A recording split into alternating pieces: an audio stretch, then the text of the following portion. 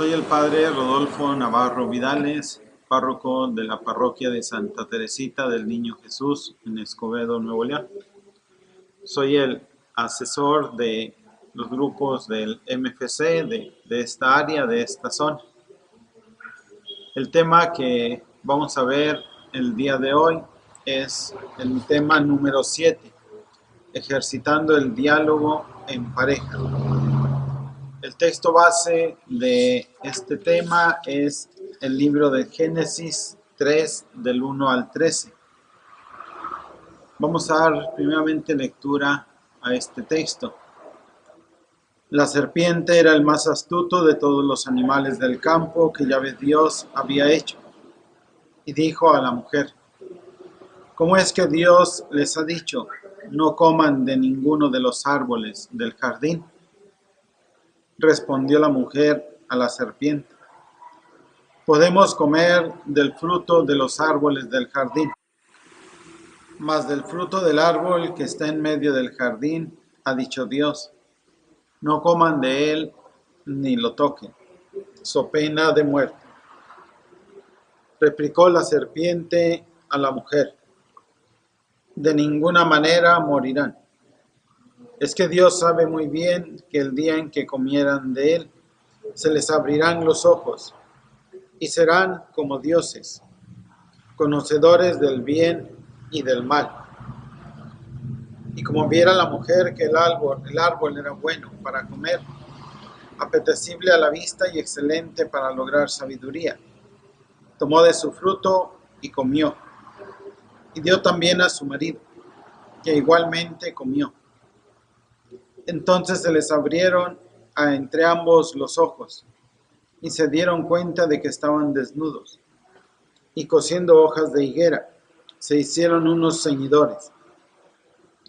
Oyeron luego el ruido de los pasos de Yahvé Dios, que se paseaba por el jardín a la hora de la brisa. Y el hombre y su mujer se ocultaron a la vista de Yahvé Dios por entre los árboles del jardín. Yahvé Dios llamó al hombre y le dijo: ¿Dónde estás? Este contestó: Te he oído andar por el jardín y he tenido miedo, porque estoy desnudo. Por eso me he escondido. Él replicó: ¿Quién te ha hecho ver que estabas desnudo? ¿Has comido acaso del árbol del que te prohibí comer? Dijo el hombre: La mujer que me diste por compañera me dio del árbol y comí. Dijo pues Yahvé Dios a la mujer: ¿Por qué lo has hecho? Contestó la mujer: La serpiente me sedujo y comí. Palabra de Dios.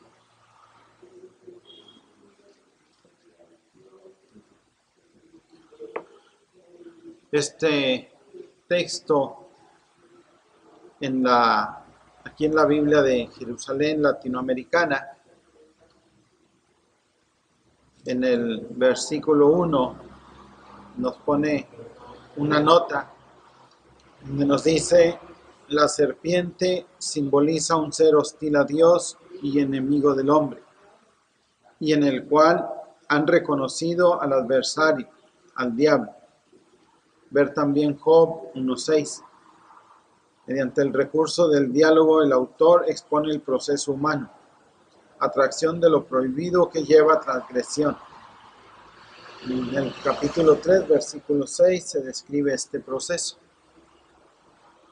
Y esta nota nos recuerda algo que muchas veces olvidamos.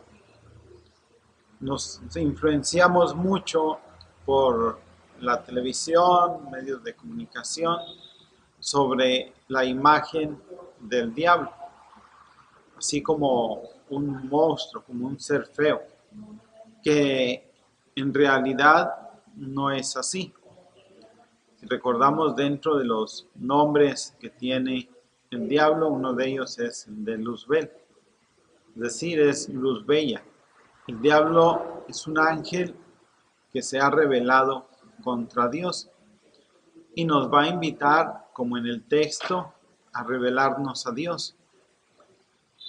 Al igual que en el texto, nos va a mostrar las cosas malas como buenas y las buenas como malas, que fue lo que hizo con Eva. Algo que no debería de ser, se lo mostró como algo bueno.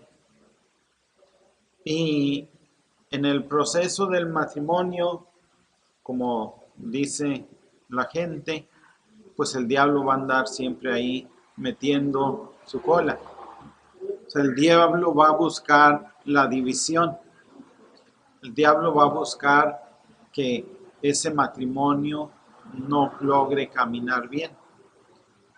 Y una de las formas en las que el diablo va entrando es precisamente en la pérdida del diálogo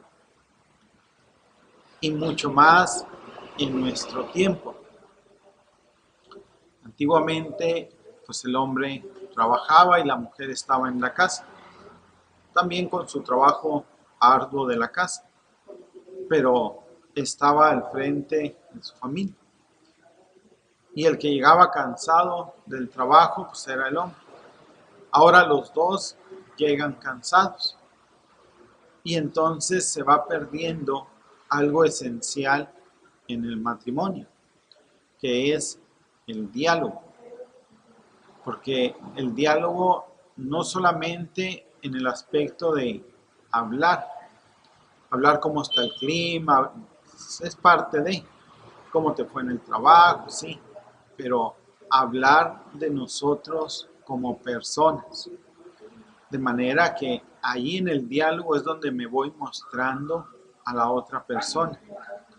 Y en la manera en que voy cortando ese diálogo, voy cortando esa relación con los demás y en especial con el esposo, con la esposa. Si ustedes recuerdan su proceso de noviazgo, empezaron primero por ver a la persona, les llamó la atención y después buscaron un acercamiento y entraron en ese diálogo, entraron en el diálogo con aquella persona que les llamó la atención. De manera que en el diálogo fueron viendo si realmente cumplía sus expectativas o no. Y hubo a lo mejor personas que no cumplían sus expectativas, pensaban diferente, tenían diferentes gustos, diferentes cosas, y entonces decían, pues con esta persona no, o hasta aquí. Empezaba la amistad, pero se quedaba a lo mejor nada más ahí. De manera que con quien es su esposo o su esposa, iniciaron ese diálogo, vieron que tenían cosas en común y continuaban ese diálogo.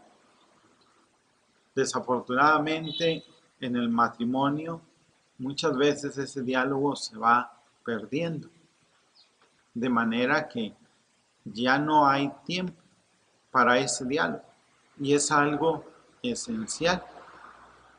Hay una película que se llama Comprométete, es una película italiana que habla de unos novios que se van a casar y van y platican con el sacerdote que los va a casar, de la iglesia donde se quieren casar.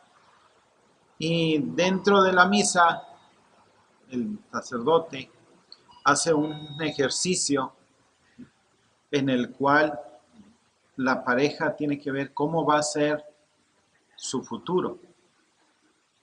Y va viendo dentro de ese proceso cómo es todos los riesgos que lleva el matrimonio. Y dentro de esas situaciones es precisamente una de ellas la falta de ese diálogo. Falta de diálogo que lleva precisamente a una ruptura. ¿Por qué? Porque la persona con la que estoy, con el esposo, la esposa, ya no hay esa cercanía porque ya no hubo diálogo. Y entonces la cercanía ya es con otras personas, dialogo con otras personas, platico con otras personas, escucho a otras personas. Y entonces se va rompiendo esa relación, va quedando fracturada, de manera que va a llegar hasta el divorcio. Entonces en este ejercicio hace ver precisamente la importancia del diálogo como algo esencial. El diálogo no es algo accesorio, no es algo que podamos o debamos de prescindir. El diálogo debe ser algo esencial en el matrimonio, así como es esencial el comer, el respirar, así también debería ser el diálogo en el matrimonio. Pero un diálogo íntimo desde la persona. Como decía, no solamente platicar de cómo se portaron los huerquillos, no solamente platicar de cómo está el clima, sí, son cosas de la vida, pero lo importante es la persona, cómo está la persona, cómo está mi esposo, cómo está mi esposa. De manera que tiene uno que darle prioridad al diálogo. A veces las parejas, los esposos, con la venida de los hijos, empiezan a perder ese diálogo. Sí, es cierto, empiezas a ser papá, pero no dejas de ser esposo, no dejas de ser esposa. De manera que eso es algo que nunca deben de olvidar. Hay una nueva faceta, sí, el ser papá, pero esa faceta no debe de hacer olvidar esa otra que es la de ser esposo, ser esposa. Y deben de alimentar precisamente ese amor.